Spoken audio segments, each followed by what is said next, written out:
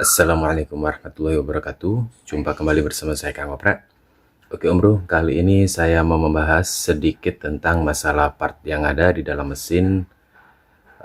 Kalau nggak diganti, itu bisa bikin keluar uang jutaan rupiah Om Bro ya.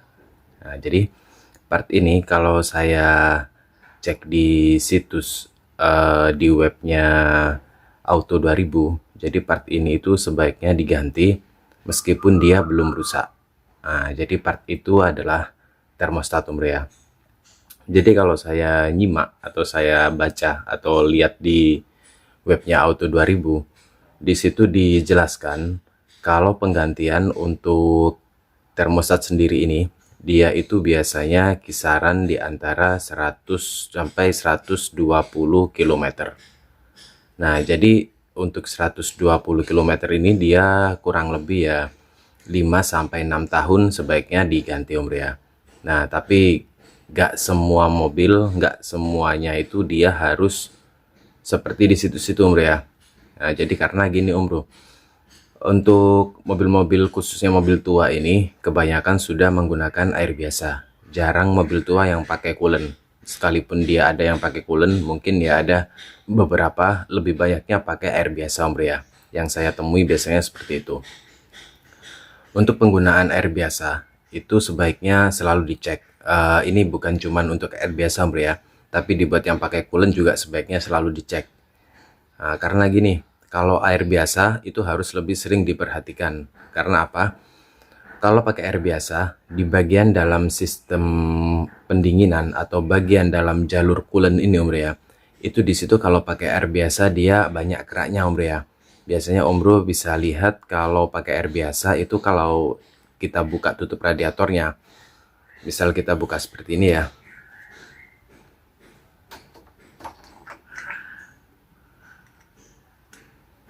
Kalau kita buka gini, biasanya di sini kelihatan kuning. Biasanya kalau pakai air biasa, tandanya kalau airnya sudah berubah menjadi warna kuning, itu dikuras. Nah, biasanya seperti itu.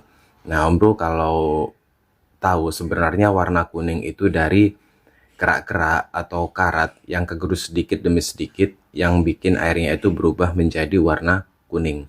Jadi warnanya sedikit keruh.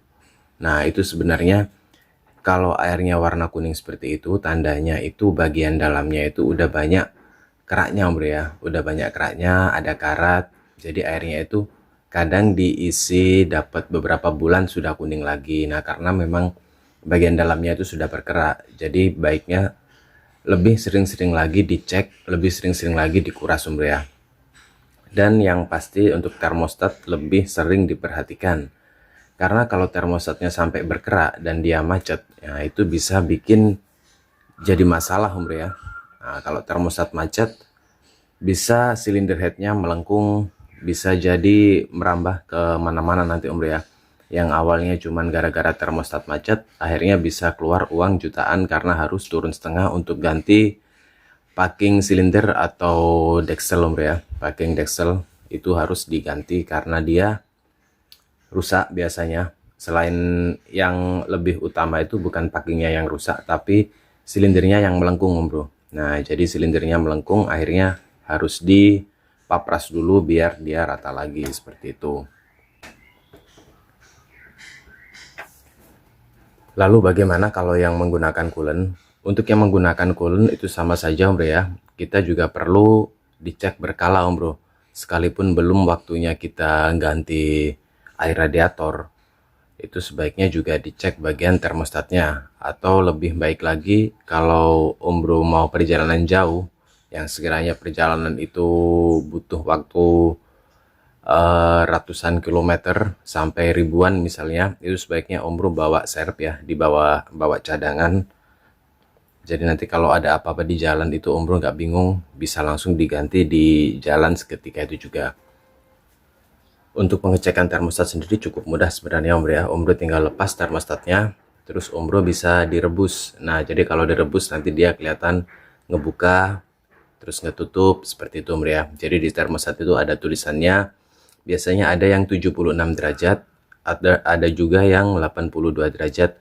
Jadi tulisan itu ketika panas mencapai 82 derajat dia ngebuka.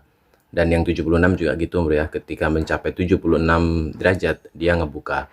Kalau panasnya tadi sudah di bawahnya 76 atau di bawah 82, itu dia kembali nutup lagi untuk bagian termostatnya. Jadi seperti itu. Jadi sebenarnya kalau menurut saya bro ya, kalau menurut saya untuk penggantian termostat itu gak ada patokan berapa kilometer, tapi disesuaikan dengan kondisi jalur pendinginan kita bro ya. Kita pakai coolant atau kita pakai air biasa. Kalau kita pakai air biasa sebaiknya selalu dicek untuk bagian termostat. Kalau sekiranya kita pakai coolant ya bisa agak panjang bro ya, bisa 2 tahun atau bisa 2 tahun pengecekannya. Bisa juga tiap 1 tahun sekali kita buka bro ya. Jadi tiap 1 tahun sekali kita ganti coolant, kita buka termostat, kita cek bagian dalamnya, kita rebus. Kalau sekiranya masih bagus, masih oke, nggak ada karat di bagian termostat, ya kita pasang lagi, kita ganti coolantnya. Untuk selanjutnya, kalau sekiranya Om Bro belum bongkar, kalau misal Om Bro mau tahu ya, kalau misal Om Bro mau tahu tanpa ngebongkar termostat itu normal atau enggak, termostat itu macet atau enggak, itu sebenarnya cukup mudah. Om Bro bisa cek di bagian selang radiator yang bagian in-nya Om Bro ya. Jadi yang ini kan out ya, ini out, ini in. Nah jadi yang bagian in ini biasanya mesin kalau dinyalakan, kalau kondisi termostat itu normal, kedua selang ini panas, yang ini juga panas. Tapi kalau termostatnya tadi itu dia macet, yang sini, yang out ini panas, yang innya ini dia dingin, bukan dingin ya, hangat aja Om Bro ya. Jadi harusnya di antara kedua selang ini, dua-duanya itu harus sama-sama panasnya. Dan panasnya itu hampir sama Om Bro ya. Ini panas, ini juga panas.